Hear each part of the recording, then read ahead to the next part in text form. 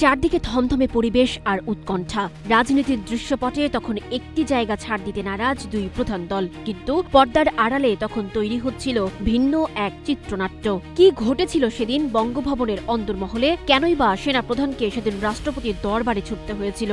অবশেষে উন্মোচিত হল ১/১১ সেই রহস্য।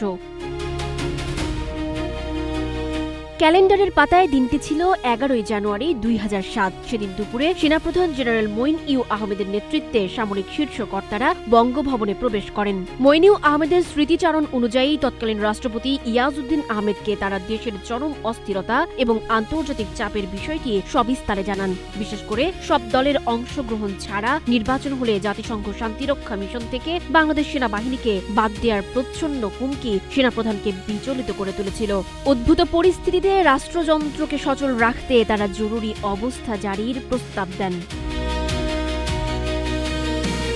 যে সময় বঙ্গভবনে ক্ষমতার চাবিকাঠি বদলাচ্ছিল, সে সময় প্রভাবশালী বিদেশি রাষ্ট্রদূতরা ঢাকার কানাডীয় হাই কমিশনারের বাসভবনে গোপন বৈঠকে ব্যস্ত ছিলেন।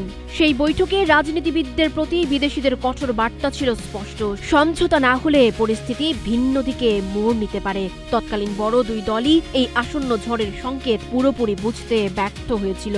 বেগম খালেদা জিয়া তখন ব্যস্ত ছিলেন নির্বাচনী জনসভায়, আর আওয়ামী লীগ ছিল রাজপথের আন্দোলনে।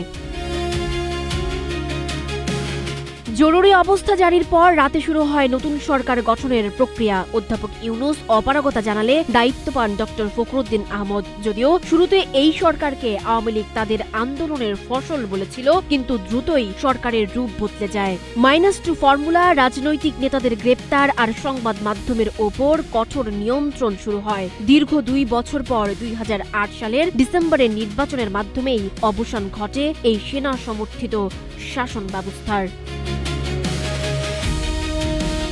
সানজিদা আফরিন, সোনিয়া, নাগরিক, প্রতিদিন।